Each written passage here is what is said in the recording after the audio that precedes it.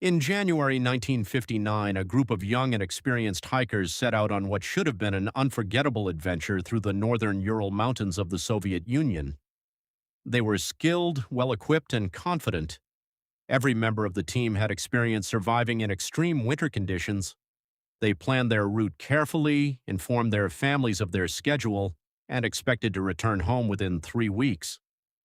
No one could have imagined that this expedition would become one of the greatest unsolved mysteries in modern history. More than 60 years later, investigators, scientists, historians, and mystery enthusiasts still debate what happened during that freezing night on a remote mountain. The case became known as the Dyatlov Pass incident, named after the expedition leader Igor Dyatlov.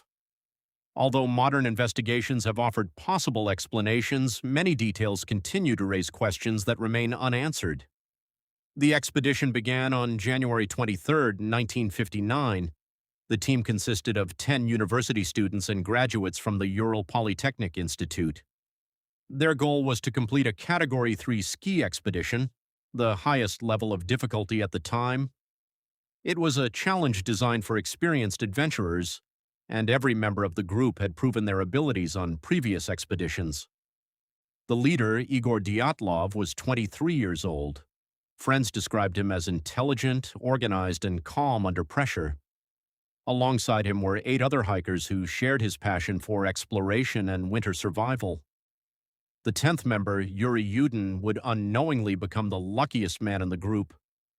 After traveling by train and truck, the hikers reached the last inhabited settlement before entering the wilderness. Snow covered everything. Temperatures were already well below freezing, but the group remained cheerful. They laughed together, took photographs, and wrote in their journals. Those photographs would later become some of the most haunting pieces of evidence ever recovered from the case. Only a few days into the journey, Yuri Yudin began suffering severe pain caused by an existing medical condition.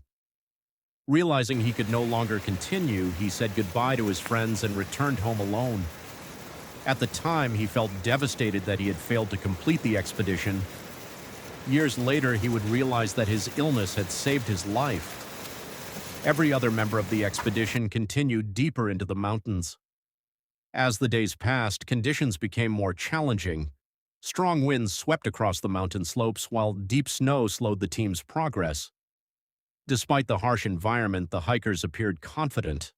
They navigated carefully, documented their route, and maintained high spirits. Nothing in their journals suggested fear or panic. Everything seemed normal. On February 1st, the hikers reached the eastern slope of a mountain known by the local Monsey people as Kolatsiakal, often translated as Dead Mountain. Despite the dramatic name, historians believe the name referred to the lack of wildlife in the area, rather than any supernatural legend. The weather suddenly worsened. Visibility decreased as heavy snow and powerful winds surrounded the group. Instead of descending into the nearby forest for shelter, the hikers chose to pitch their tent on the exposed mountainside. Researchers still debate why they made this decision. Some believe they wanted to avoid losing altitude and time the following day. Others think worsening weather forced them to stop where they were. That evening, the group prepared dinner inside the tent. They removed many of their heavy boots and outer clothing to rest before continuing the next morning. Outside, temperatures dropped far below -25 degrees Celsius. The wind roared across the mountain, carrying snow that buried everything in its path. No one knows what happened next.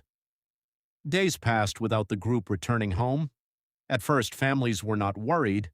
Winter expeditions often experienced delays because of bad weather. But as more time passed, concern grew. Relatives contacted the authorities and a search operation began. Rescue teams, students, and experienced volunteers traveled into the mountains searching for any sign of the missing hikers. After days of searching, they spotted something unusual on the snowy slope: the expedition's tent. It stood partially buried beneath the snow.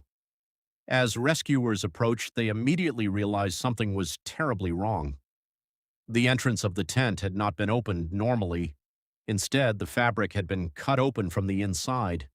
The hikers had escaped by slashing their way out of their own shelter. Even more disturbing, most of their boots, coats, food, cameras, and personal belongings were still inside. It appeared that the group had fled into the freezing darkness without taking the equipment they desperately needed to survive. Outside the tent, investigators discovered footprints leading away toward a nearby forest almost 1.5 kilometers away. Surprisingly, the footprints showed that several hikers had been walking rather than running. Some were barefoot, others wore only socks, a few had a single boot. Why would experienced hikers voluntarily leave the safety of their tent in temperatures cold enough to kill within minutes? The answer remains one of the greatest mysteries ever recorded. Near the edge of the forest, rescuers made their first horrifying discovery. Beneath a large cedar tree lay the bodies of Yuri Krivonyshenko and Yuri Doroshenko. Both men were barefoot and dressed in only their underwear. The freezing temperatures had already claimed their lives. Nearby, investigators found the remains of a small campfire. It was clear that the two men had desperately tried to stay warm after leaving the tent. The branches of the cedar tree were broken as high as 5 meters above the ground, suggesting that someone had climbed the tree. Investigators believed they were either searching for the missing members of the group or trying to see what had happened back at the campsite. Between the cedar tree and the abandoned tent, 3 more bodies were discovered over the following days. The first was Igor Dyatlov. A short distance away lay Zenaida Kolmogorova. Farther up the slope was Rustem Slobodin. Their position suggested they had been trying to return to the tent. They never made it. Medical examinations concluded that these 5 hikers had died primarily from hypothermia. Yet many strange details remained unexplained. Some of the bodies showed cuts and bruises. Rustem Slobodin had a fractured skull, although doctors believed it was not severe enough to cause death on its own. Then the investigation became even stranger. The remaining 4 hikers were nowhere to be found. Weeks passed before rescuers finally discovered them beneath several meters of snow inside a small ravine. Unlike the first 5 victims, these hikers had suffered devastating injuries. Ludmila Dubinina had multiple broken ribs. Semyon Zolotaryov also suffered massive chest fractures. Nikolai Thibault Brignol had a severe skull fracture. Alexander Kolovatov was found nearby. Doctors examining the bodies stated that the injuries were comparable to those seen in major car crashes, yet there were almost no external wounds, no deep cuts, no obvious signs of a violent fight.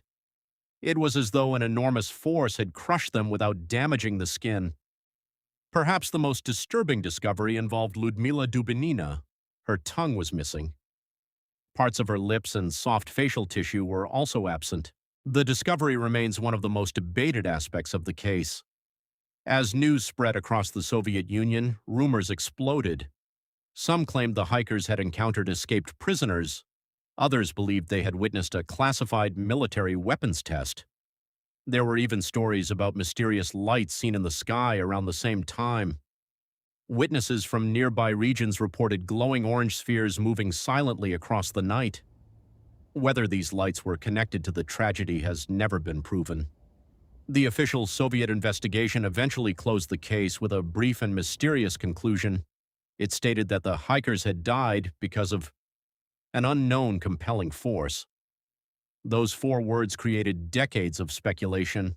What exactly was this unknown force? Why was no clear explanation provided?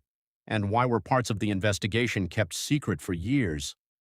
As time passed, researchers proposed dozens of different theories. Some believed an avalanche forced the hikers to escape the tent. Others suggested powerful winds created terrifying sounds that caused panic. Some suspected military activity. Others believed in paranormal explanations. Each theory answered some questions, but none answered them all. Even today, the Dyatlov Pass incident continues to fascinate millions of people around the world. It reminds us that nature can be unpredictable, powerful, and sometimes impossible to fully understand. More than 60 years later, the snow has covered the tracks. The voices of the hikers are gone. The mountain remains silent. And somewhere beneath that silence, the full truth may still be buried forever. If you enjoyed this documentary, subscribe for more true mysteries, unsolved cases, and historical investigations. Every week, we'll uncover stories that continue to puzzle the world.